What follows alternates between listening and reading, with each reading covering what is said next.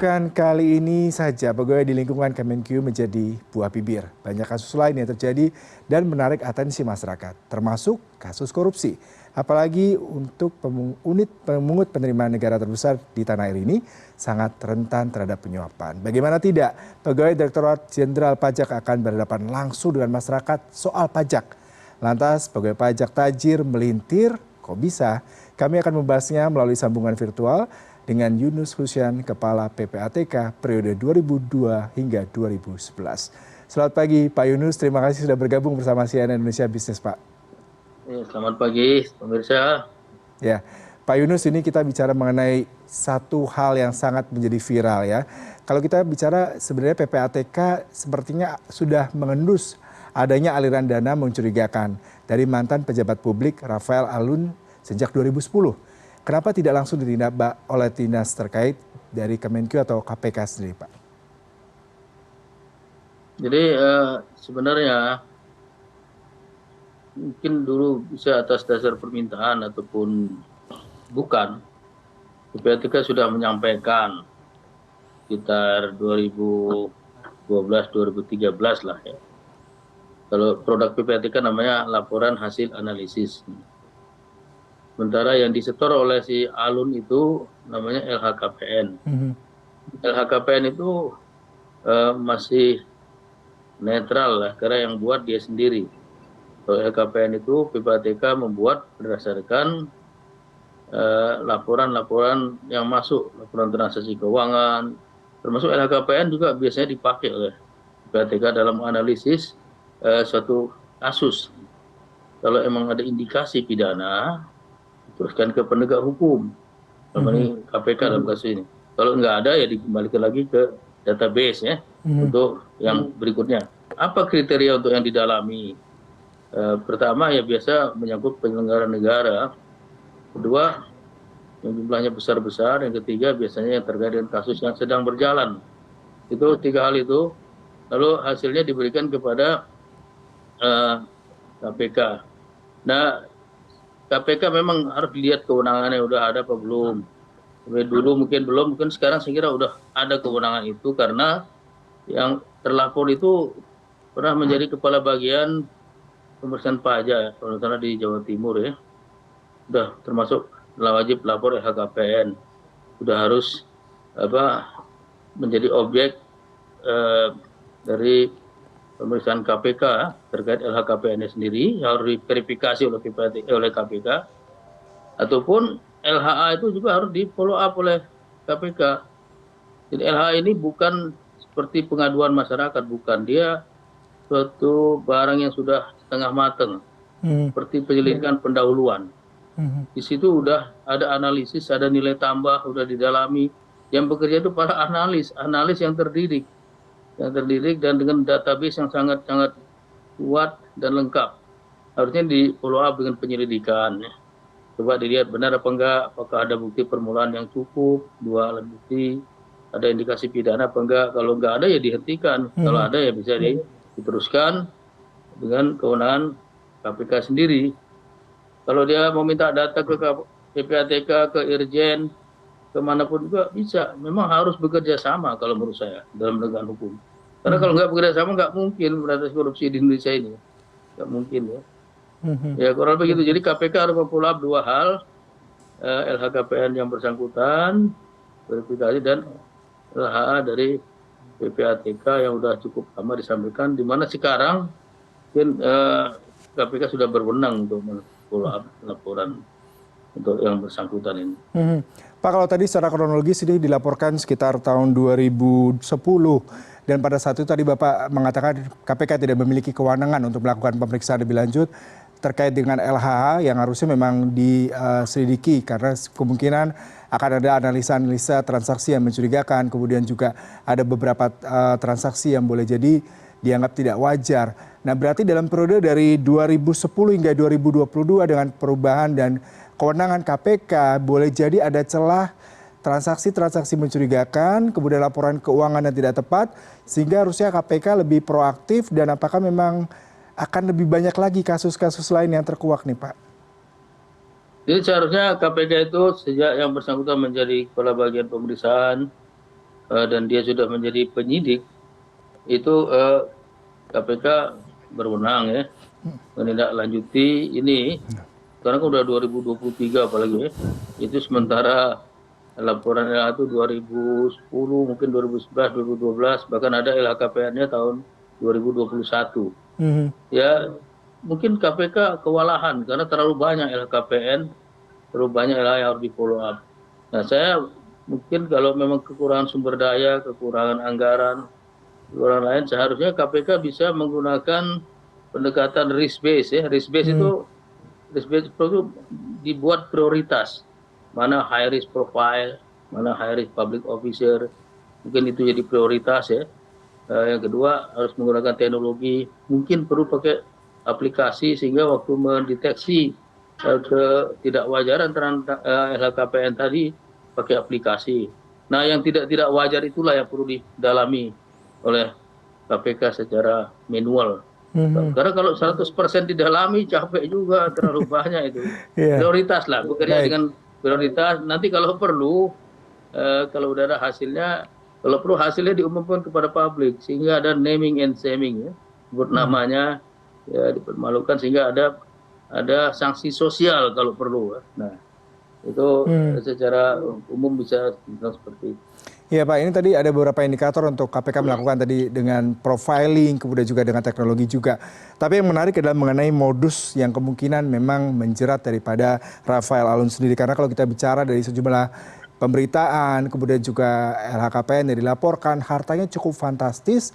Dan saya pribadi juga agak bingung, seorang pegawai di Dijen Pajak Eselon 3 bisa mempunyai kekayaan 54-56 miliar. Apakah Anda melihat tidak ada kemungkinan modus pencucian uang, Pak? Jadi begini, ada dua kemungkinan terhadap 56 miliar ini. Pertama, sumbernya sah, Mhm. bisa dari warisan, bisa dari usaha, kalau itu nggak masalah. Tapi bisa juga sumbernya tidak sah, misalnya dari gratifikasi, penyalahgunaan jabatan, ataupun dari suap. Nah ini bermasalah. Mhm. Kalau memang uang ini berasal dari sumber-sumber yang tidak sah tadi, kemudian dilakukan usaha. Saya dengar dari teman-teman di pajak dan beberapa sumber mereka menyebutkan ada usaha dari Mr. Alun ini Mhm. di Jogja, di Jakarta, di Manado. Kalau usaha itu menggunakan uang sah, nggak masalah. Hanya mungkin ada pembatasan atau larangan pegawai negeri untuk berusaha ya, Ya. ada konflik of interest. Tapi kalau berusaha itu menggunakan sumber yang sah, hasil gratifikasi, penyalahgunaan jabatan ataupun suap, ya itu bisa menjadi salah satu modus TPPU yang namanya co-mingling. Co-mingling itu mencampur antara uang yang sah dan tidak sah, menyampur uang yang haram dengan yang halal, sehingga tersembunyi asal usulnya. Misalnya buat perusahaan 100 miliar modalnya, 50 dari uang haram, 50 dari uang halal. Atau beli rumah, 50% uang halal dan haram. Itu salah satu modus dari tindak pidana pencucian uang yang tujuannya menyembunyikan, menyamakan asal-usul Mhm. harta yang berasal dari tindak pidana itu.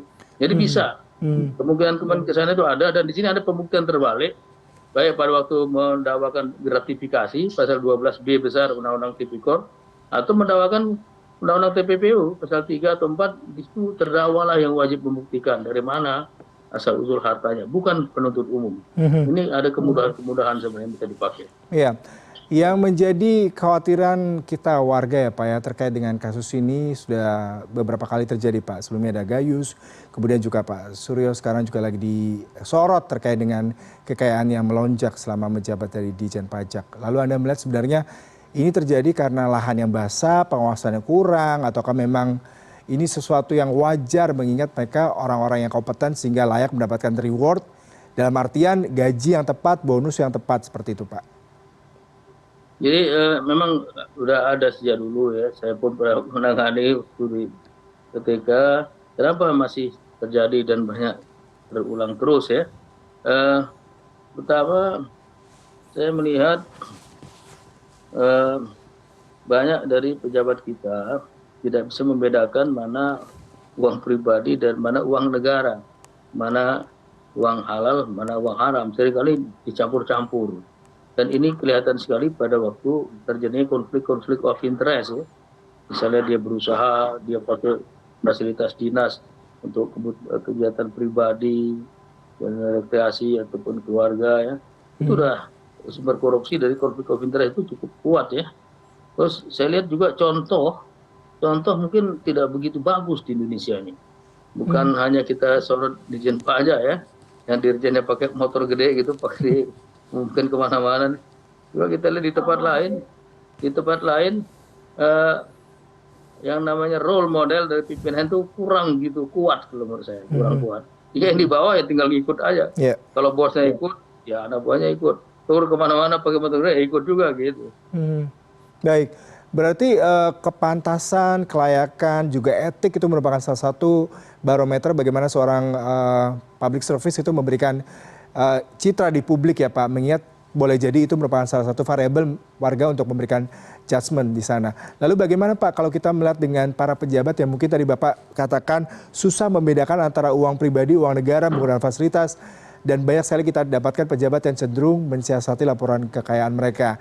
Sebenarnya apa tujuannya Pak? Apa karena tidak mau terlalu ribet dengan laporan kekayaan seperti itu Pak? Karena memang ada NJOP yang bertambah, kemudian mereka harus mempertimbangkan dari expense mereka untuk mengeluarkan biaya itu Pak. Ya, jadi begini, kadang-kadang ada salah persepsi juga. Soalnya kalau udah masuk laporan LHKPN semuanya jadi sah, jadi halal. Itu saya pernah menemukan di pengadilan terdakwa ngomong begitu. Saya bilang bukan, ini dalam rangka pencegahan korupsi. Dan ada tiga kemungkinan LHKPN, ada yang jujur sama antara fakta dengan laporan. Yang kedua ada yang markup. Markup itu dia sengaja perbesar jumlah laporan karena ingin melegalisir. Melegalisir pertambahan kekayaan yang cukup signifikan. Misalnya karena harga tanah sudah naik, ataupun dia ingin nanti setelah menjabat, ternyata memang dulu udah kaya dia, jadi nampaknya nggak seberapa itu. Yang ketiga ada markdown. Nah dalam kasus ini terjadi ada markdown ya, yaitu tidak melaporkan apa yang dimiliki sehingga laporan kekayaannya lebih kecil daripada yang seharusnya. Memang laporan itu terus terang saja agak ribet ya. Saya dulu tuh 9 tahun di PPATK, wah ribet benar laporan itu ya. Harus kita lampirkan dengan bukti-bukti kepemilikan ya, kita fotokopi, harus kasih kuasa kepada KPK juga. Saya pernah lihat di Amerika itu nggak terlalu detail, nggak terlalu ribet kayak di sini. Mereka cuma sekitar dulu saya tanya, terus saya berkunjung ke sana sekitar 9 halaman ya, dan banyak yang pokok-pokok. Di sini cukup detail ya. Itu perlu disederhanakan, saya pikir supaya orang lebih tertarik dan tidak malas untuk melapor. Pak Yunus, kembali lagi ke pengawasan seperti ini merupakan salah satu filter dan langkah taktis ya sebelum terjadinya kasus penyalahgunaan wewenang, kemudian TPPU, sehingga sebenarnya apa yang harus dilakukan oleh instansi-instansi yang dalam tanda kutip rawan adanya penyalahgunaan, rawan terhadap adanya wewenang yang berkenaan dengan kebijakan publik terutama masalah keuangan nih Pak. Seperti apa Pak sebenarnya pengawasan yang tepat dan apakah sejauh ini sudah berjalan dengan maksimal? Jadi pengawasan memang perlu dilakukan ya dengan konsisten ya. Kalau kita bicara gimana sebaiknya, kalau bicara mengenai korporasi itu ada masalah good corporate governance ya. Kalau dulu prinsipnya ada transparansi, accountability, responsibility, independensi, dan fairness. Kemudian ada masalah risk management. Risk management ini mengidentifikasi risiko.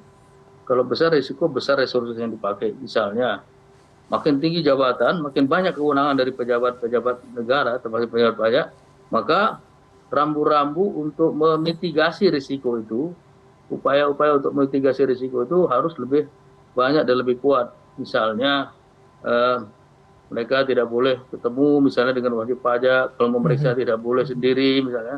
Ada upaya-upaya pencegahan ya. Kemudian yang juga perlu dilakukan adalah budaya kepatuhan ya. Compliance dari kawan-kawan ini sudah tentu dengan contoh yang baik dari pimpinannya. Contoh itu bagikan 1000 bahasa. Tidak perlu bicara berbusa-busa, anak buah ikut. Tapi kalau contohnya jelek, capek kita ngomong nggak akan ikut dia. Nah, role model seperti ini di Indonesia ini agak kurang terus terang saya. Agak kurang. Selain nggak bisa bedakan halal haram, banyak konflik of interest, sistemnya kurang bagus, pengawasan nggak bagus. Role model juga agak lemah kita dari segala level. Ya. agak lemah, sehingga orang yang di bawah tinggal ikut-ikutan aja. Baik, Pak, berarti kalau tadi perlu adanya risk management, kemudian role model, kalau kasus ini sudah berulang terjadi, berarti sebenarnya contohnya sudah cukup banyak ya Pak. Lalu Anda melihat apakah di Ditjen Pajak tidak ada kebijakan internal yang cukup kompeten dan terkesan punishment-nya begitu signifikan sehingga kasus ini tidak berulang dan bahkan Bu Menkyu sampai harus memasukkan ke dalam sosial media, ada tweet war, juga ada komentar bahkan dari internal sendiri gitu Pak. Ya sebenarnya kalau dilihat dari reaksi Menteri Keuangan ya bagus lah ya, dia sudah responsif ya. Eh, tapi benar juga ada yang perlu dibuat adalah pencegahan. Jadi dibuat sistemnya jangan reaktif. Kalau ada kasus baru ada kebakaran baru dipadamkan ya. Membuat sistem memang bicaranya gampang, good corporate governance untuk masalah-masalah publik ini agak berat ya. Rating kita kurang bagus selama ini, corporate atau publik. Kemudian risk management itu sebenarnya sederhana. Karena kalau menurut saya di Ditjen Pajak itu termasuk high risk public officer. Karena Pak high risk dia ada kewenangan yang luas ya, memeriksa, menyidik ya kasus, dan di situ ada pendapatan negara yang sangat besar. Lain ada juga diskresi dari pejabat itu, sehingga di sini harus lebih ketat daripada yang lain-lain gitu, yang tidak mengelola pendapatan masukan negara gitu. Dan tadi sistem yang baik dengan contoh yang baik itu sangat-sangat diperlukan ya. Kalau perlu ya sudah bagus juga dengan pendekatan naming and shaming-nya, saya kira cukup bagus. Diumumkan siapa si pelakunya, kalau perlu dipermalukan. Itulah hukum sosial yang cukup berat sebenarnya. Dan saya lihat Ibu Menteri sudah mulai keras dan mengumumkan siapa si pelaku dan mengumumkan sanksi yang diberikan. Itu udah bagus tuh. Ya. Baik, Pak, ini terakhir, apakah PPATK tidak bisa membuka rekening Rafael Alun karena adanya transaksi keuangan yang janggal nih Pak? Butuh seperti apa sih Pak sebenarnya teknisnya Pak? Jadi begini, PPATK itu bekerja bisa bottom up, bisa top down. Bottom up dari bawah, laporan-laporan voting parties, bisa atas dari permintaan penegak hukum, penyidik seperti KPK, polisi, jaksa gitu. Bisa apa enggak? Jawabannya sangat bisa sekali, karena di dalam Undang-Undang 8 2010, di pasal 45, itu dikecualikan ketentuan rahasia bank terhadap PPATK. Jadi dia bisa menerima laporan dari bank, bank pun tidak tunduk pada ketentuan rahasia bank, tidak dapat dituntut pidana perdata. PPATK bisa meminta, bisa mengaudit, nggak ada rahasia bank, diatur di pasal 45 terutama, Undang-Undang 8 2010. Jadi nggak masalah. Nah ini harus diminta oleh penyidik-penyidik itu. Karena PPATK ini kalau kita ibaratkan seperti pemain bola itu gelandang, midfielder. Ya, memberikan umpan kepada para penyidik untuk menindaklanjuti dengan penyidikan. Hingga jadi gol tercapai lah penalti itu. Baik. Pak Yunus, terima kasih untuk perbincangan yang pagi hari ini. Semoga penegakan hukum bisa segera dilakukan dan kasus serupa tidak terjadi lagi karena memang mencederai semangat warga Indonesia untuk terus membayar pajak dan juga mencederai citra pemerintah sendiri. Terima kasih untuk waktunya Pak. Selamat pagi dan salam sehat selalu. Terima kasih, selamat pagi. Semoga semua tetap sehat dan semangat.